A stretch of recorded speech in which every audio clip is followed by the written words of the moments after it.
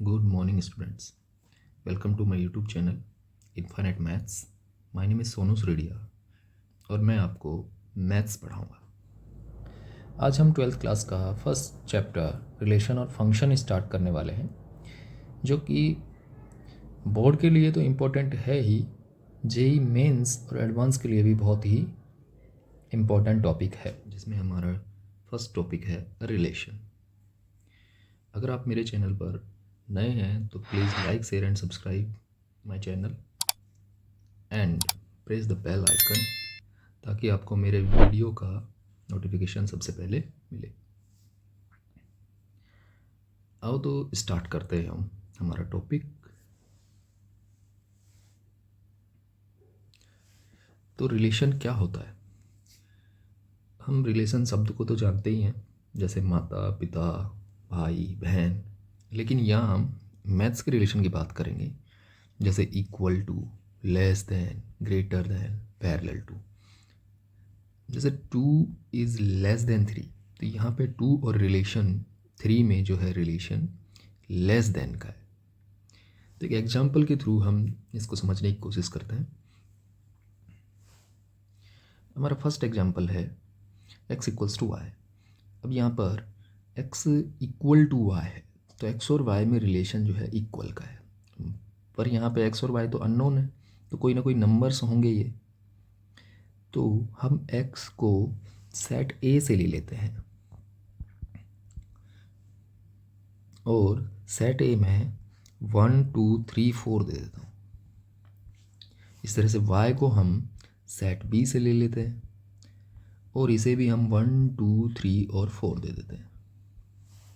ठीक है।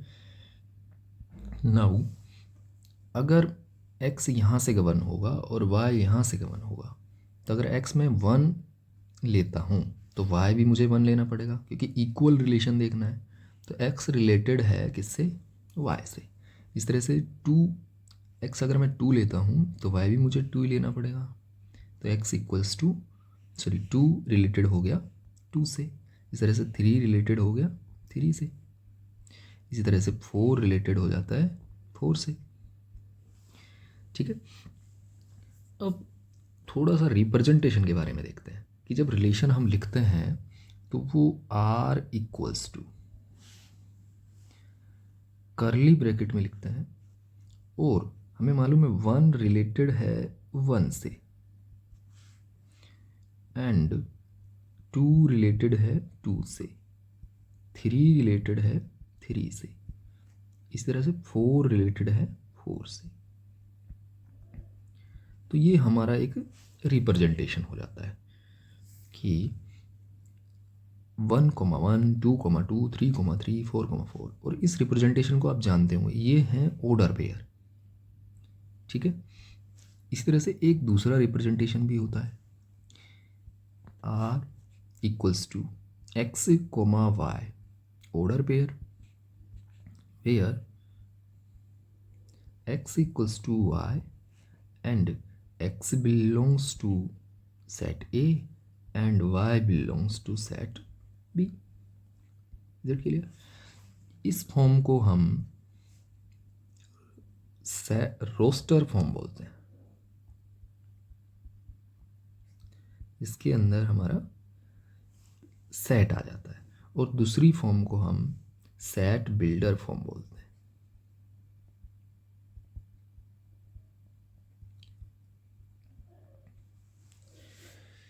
ठीक है। एक एग्जाम्पल के थ्रू और समझते हैं हम। हमारा दूसरा एग्जाम्पल है x is less than y। Here x और y में रिलेशन जो है वो लेस देन का है, तो सेम चीज़, x कहीं से गवर्न होगा तो मैं सेट A ले लेता हूँ, y भी कहीं से गवर्न होगा तो सेट B ले लेता हूँ उसके लिए। ये x हो गया, इससे y आएगा। x के अंदर एलिमेंट सेम ले लेते हैं 1 2 3 एंड 4, y के अंदर भी 1 2 3 एंड 4। देन अगर मैं x 1 लेता हूँ तो 1 लेस देन है किस किस से? 2 3 एंड 4 से। तो जो x 1 जो है रिलेटेड हो जाएगा 2 से, 3 से और 4 से। अगर हम बात करें 2 की, अब 2 लेस देन है किस किस से, x अगर मैं 2 लेता हूँ तो 2 किस किस से लेस हो जाएगा, 3 और 4 से। तो 2 रिलेटेड हो गया 3 से और 4 से। सेम अगर बात की जाए 3 के लिए, तो 3 किस किस से लेस होगा, 3 ओनली 4 से लेस होगा, तो 3 रिलेटेड होगा 4 से। तो इसी तरह से हम रिलेशन को लिख पाएंगे, r इक्वल्स टू 1 रिलेटेड है 2 से, 1 रिलेटेड है 3 से, 1 रिलेटेड है 4 से, बट 2 रिलेटेड है 3 से, 2 रिलेटेड है 4 से, एंड 3 रिलेटेड है 4 से। तो दीज ये हमारे ऑर्डर पेयर हो गए जो इस रिलेशन के अंदर आएंगे। अब ऑर्डर पेयर भी एक खास वर्ड है, ऑर्डर पेयर, क्योंकि इसमें ऑर्डर मैटर करता है कि 3,4 एक ऑर्डर पेयर है और 4,3 एक अलग ऑर्डर पेयर होगा, इसलिए इसको ऑर्डर पेयर बोलते हैं कि 3,4 और 4,3 इक्वल नहीं होते। ठीक है। दूसरा, अगर हमें इसको, ये तो रोस्टर फॉर्म हो गया अपना, अगर सेट बिल्डर फॉर्म में लिखना है तो कैसे लिखेंगे, r equals to x comma y where x is less than y and x belongs to set A and y belongs to set B। Is it clear? ये हमारी सेट बिल्डर फॉर्म हो गई। ठीक है। तो हम अब रिलेशन की डेफिनेशन की बात करते हैं। Relation is what, R from set A to set B is a subset of the Cartesian product of A cross B। अगर हमें रिलेशन देखना है from set A to B, तो ये क्या होता है, सबसेट ऑफ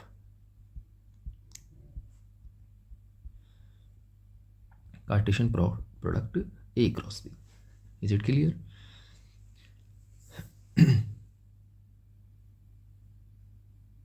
नाउ एक एग्जाम्पल और करते हैं हम।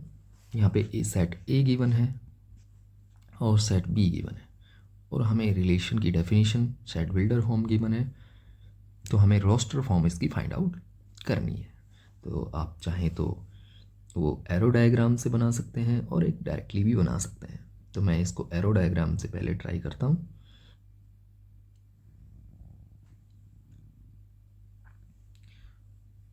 ये लीजिए,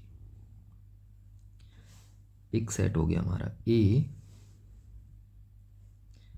और ये सेट हो गया B। सेट A के अंदर 9 एलिमेंट है, 1 2 3 4 5 6 7 8 एंड 9। सेट B के अंदर 5 एलिमेंट है, 1 2 3 4 एंड 5। अब रिलेशन जो गिवन है वो कुछ इस तरह से है कि A is equal to twice of B, यानी B के डबल के इक्वल है। जैसे 1, B अगर 1 होगा तो 1 का डबल कितना होगा, 2। तो जो 2 है वो रिलेटेड हो गया 1 से। इस तरह से अगर B में 2 लेता हूँ तो A 4 होगा, तो 4 रिलेटेड हो गया किससे, 2 से। इसी तरह से अगर मैं B 3 लेता हूँ तो वो 6 से रिलेटेड हो गया, 4 लेता हूँ तो 8 से रिलेटेड हो गया, 5 किसी से भी रिलेटेड नहीं होगा कि अगर B 5 लेता हूँ तो A 10 हो जाता है। ये जो हमें डायग्राम, एरो डायग्राम बना रहे हैं, इसे मैपिंग डायग्राम बोलते हैं।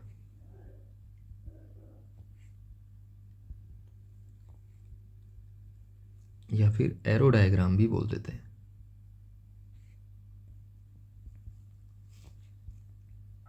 Of set of relation, arrow diagram of relation. Now अगर इसको हमें सेट बिल्डर रोस्टर फॉर्म में लिखना है तो क्या क्या आएगा, 2 is related to 1, 4 is related to 2, 6 is related to 3 and 8 is related to 4. Relation के अंदर इधर भी एलिमेंट छूट सकते हैं, जैसे ये छूट गए हैं हमारे, किसी से भी रिलेटेड नहीं है, और इधर भी एलिमेंट छूट सकते हैं, जैसे ये 5 छूट गया है। ठीक है, आगे हम बात करते हैं कि रिलेशन का डोमेन क्या होता है और रेंज क्या होती है। ठीक है, तो डोमेन और रेंज की बात करते हैं रिलेशन की। If R is a relation from set A to B, then domain is what? Domain is the set of all first elements of the order pair in R. Okay, और range क्या होती है? Set of all elements of the order pairs in are. जो first element होता है, जैसे हमने example में एक ऑर्डर पेयर लेते हैं 2,1, आर कोई रिलेशन है 2,1, 4,2, 6,3 एंड 8,4। ये हमारा रिलेशन है इन द रोस्टर फॉर्म। तो यहाँ पे अगर मैं इसके डोमेन की बात करूँ तो वो क्या होगा? ऑल फर्स्ट एलिमेंट्स का सेट, यानी 2, 4, 6 एंड 8। एंड रेंज क्या होगी? ऑल सेकेंड एलिमेंट्स का सेट। तो सेकेंड एलिमेंट कौन कौन से हैं? 1, 2, 3 एंड 4। तो ये हमारे डोमेन और रेंज हो गया। A is a set where 1 and B is another set, B 2 sets, and let R be the relation from A to B such that R है order pair A, B where A minus B is greater than 0. A belongs to A and B belongs to B. तो R हमारा है order pair A, B where A minus B greater than 0. इसको हम ऐसा भी बोल सकते हैं A is greater than B। अगर B को राइट हैंड साइड में ले जाएं तो A ग्रेटर देन B हो। तो हम यहाँ पे R की डिकोड करते हैं। R को क्या क्या होंगे एलिमेंट्स उसके अंदर। अगर हम A1 लेते हैं, A को 1 लेते हैं क्योंकि A सेट A से आएगा, तो 1 लिया अगर हमने तो B कोई भी पॉसिबल नहीं है। 1 किसी से भी बड़ा नहीं है, 1 किसी से भी ग्रेटर नहीं है, तो इसलिए हमें 3 लेना पड़ेगा। तो अगर 3 लेंगे तो B की वैल्यू 2 हो जाएगी। अगर हम A को 5 लेंगे तो B की वैल्यू 2 एंड 4 हो जाएगी। लेस होना चाहिए B। इस तरह से A की वैल्यू अगर हमने 7 ली तो B की वैल्यू 2, 4 एंड 6 हो सकती है। ठीक है, तो यहाँ पर R का डोमेन अगर लिखा जाए तो वो क्या होगा? First element 3, 5, 5, 7, 7, 7। क्योंकि सेट के अंदर एलिमेंट्स रिपीट नहीं होते तो यहाँ पे डोमेन हो जाएगा 3, 5 और 7। और रेंज की बात की जाए तो सेकेंड एलिमेंट, तो वो क्या क्या होंगे? 2, 2, 4, 2, 4, 6। तो रिपीट नहीं होते तो 2, 4 एंड 6। ये हमारी रेंज हो गई। अब हम देखते हैं कि अगर हमें A to B relations define किया जाए तो टोटल नंबर ऑफ रिलेशन कितने होंगे? If NA, number of elements in A is M, number of elements in B is N, and then number of elements in A cross B cross Cartesian product में number of elements हो जाते हैं m into n। और हमें पता है कि relation क्या होता है, subset of a cross b। तो total number of subsets of a cross b is 2 raised to the power m into n। okay, then number of total relation from a to b is 2 raised to the power m into n, क्योंकि n a is m and b is n। तो number of elements in a cross b is what, m into n। तो total relation क्या होता है, total relation हमारे सब total subsets होते हैं, और सबसेट्स का फॉर्मूला अगर किसी भी सेट में n एलिमेंट हैं तो total subset 2 raised to the power n हो जाता है। तो यहाँ पे m इंटू n है तो 2 raised to the power m into n हो जाएगा। ठीक है, अगर सेट A में एलिमेंट है 3, B में एलिमेंट है 4, तो टोटल नंबर ऑफ रिलेशन हमारे हो जाएंगे equal to 2 raised to the power m into n। m is 3 और n is 4, तो that is 2 raised to the power 12, 4096। Okay, now एक और एग्जांपल करते हैं।